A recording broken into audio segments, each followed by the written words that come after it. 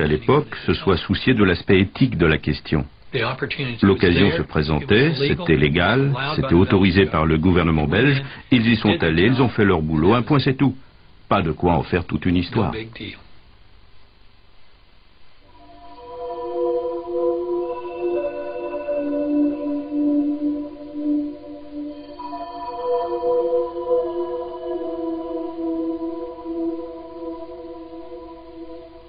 Sabin et Koprovsky font leurs expérimentations au même moment avec leur vaccin polio. Aucun cas de sida ne s'est déclaré en Russie, mais au Congo, les premiers cas de sida apparaissent 1 an après les campagnes de vaccination. Est-ce une coïncidence? Ou y a-t-il, comme Curtis l'avait suggéré, quelque chose de différent dans le vaccin Koprovsky? Pour répondre à cette question, Curtis avait demandé qu'on teste le vaccin utilisé au Congo, ce que Cecil Fox avait déjà voulu faire en 1985. Quand je me suis présenté à la Food and Drug Administration, en tant qu'employé du gouvernement, pour demander si je pouvais avoir des échantillons des premiers lots de vaccins anti-polio pour les analyser, afin de déterminer s'ils présentaient des traces de virus, on m'a dit qu'il n'y en avait pas. Ou plutôt qu'il y en avait bien eu, mais que quelque chose s'était produit, à la suite de quoi on n'en avait plus, et je ne pouvais donc pas y avoir accès. Je n'en trouverais pas, et il n'y avait pas moyen d'aller vérifier dans leur congélateur. D'autres personnes m'ont dit que tout ce travail avait déjà été fait, et que la thèse était infirmée. Je n'avais qu'à prendre ça pour argent comptant, même si je ne les croyais pas. C'est donc parce que j'étais fonctionnaire que j'ai dû laisser tomber. Je n'ai pas pu poursuivre mes investigations.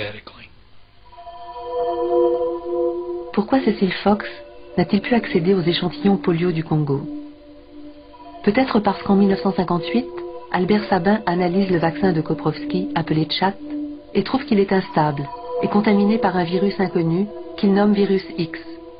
Il en informe Koprovsky. La réponse de ce dernier ne se fait pas attendre. Mon cher Albert, j'ai lu avec attention votre étonnant courrier du 17 novembre ainsi que ses annexes plus étonnantes encore. Tout comme vous, j'essaye de me mettre dans votre situation, mais je ne me vois pas un seul instant rejetant avec désinvolture 10 ans de travail d'un autre chercheur sur la base d'une vague idée dépourvue de tout fondement. Je suis également certain que vous connaissez la maxime de La Rochefoucauld: les querelles ne dureraient pas longtemps si le tort n'était que d'un côté.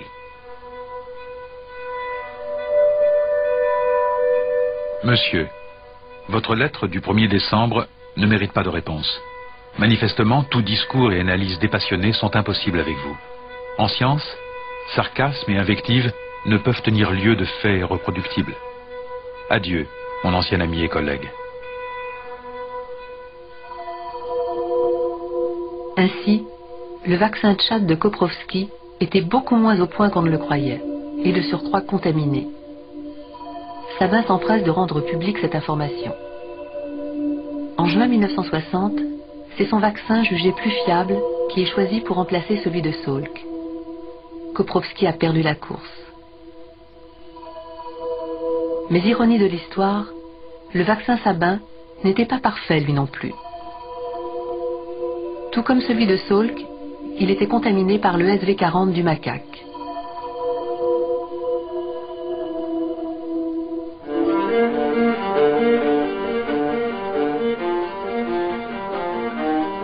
L'histoire aurait pu en rester là, mais un homme décide de reprendre l'enquête. Edward Hooper est un journaliste indépendant, mais à la différence de Tom Curtis, il est allé en Afrique sur les traces des vaccinations polio, car il est persuadé que c'est là que se trouvent certaines réponses à ces questions.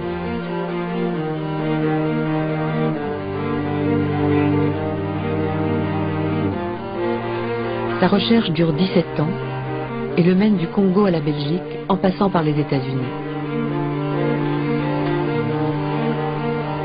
Il accumule des centaines d'heures d'interviews avec les acteurs et témoins de l'époque. Il réunit des milliers de documents. Il parvient à reconstituer la liste précise des villes et des villages où les vaccinations polio ont eu lieu.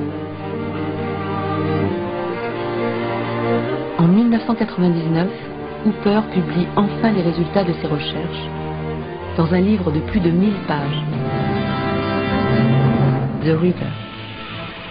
Bonsoir. Le sida pourrait-il avoir été causé accidentellement par les chercheurs? D'après un récent ouvrage, le VIH, présent à l'origine chez certains singes, aurait été transmis à l'homme quand en Afrique des scientifiques auraient utilisé des cellules de primates lors d'une campagne de vaccination contre la polio. Voyons avec l'auteur si ces assertions résistent à la critique. Le sida est apparu du fait de l'homme et non du fait de Dieu. Un vaccin expérimental anti-polio buvable, élaboré, je crois, à partir de reins et de sang de chimpanzés et administré à plus d'1 million d'Africains au Congo belge, au Rwanda et au Burundi entre 1957 et 1960, correspond si précisément aux premières apparitions du sida qu'à mon avis, nous sommes en présence du chemin par lequel le virus du chimpanzé est parvenu jusqu'à l'homme.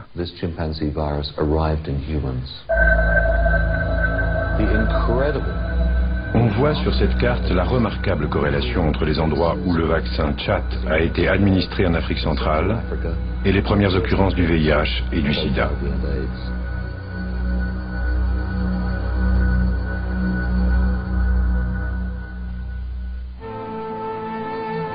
Comme Tom Curtis, Hooper affirme que le vaccin Chat de Koprowski est bien différent des autres vaccins anti-polio. Mais pour lui, le singe utilisé dans sa fabrication n'est pas le singe vert, mais le chimpanzé, l'animal porteur de l'ancêtre du virus du sida. Est-ce là la résolution du mystère des origines du sida? Le livre suscite une immense polémique. À nouveau, la science est mise en cause. À nouveau, Hilary Koprowski est montré du doigt.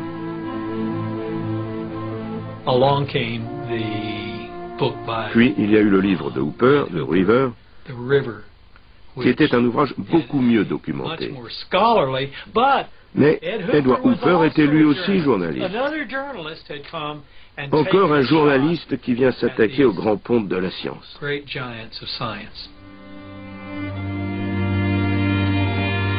L'ampleur du débat et la précision des accusations obligent Hilary Koprowski à répondre.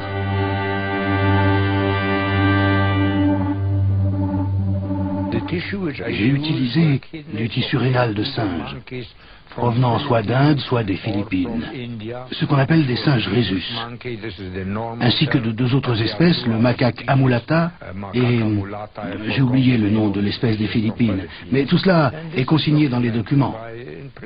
Vous ne vous êtes donc jamais servi de chimpanzé pour... Jamais de la vie. Malheureusement, et très curieusement, il n'y a pas de documents précis sur la manière dont Koprowski fabriquait son vaccin Chat. Mais là où la mémoire fait défaut, des images d'archives, filmées à l'époque coloniale, nous éclairent.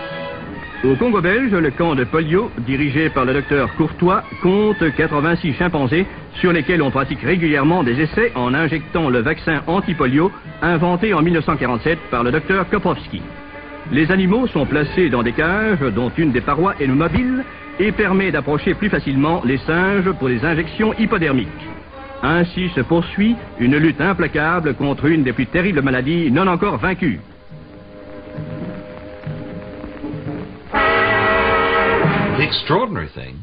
Il est tout à fait curieux que ce travail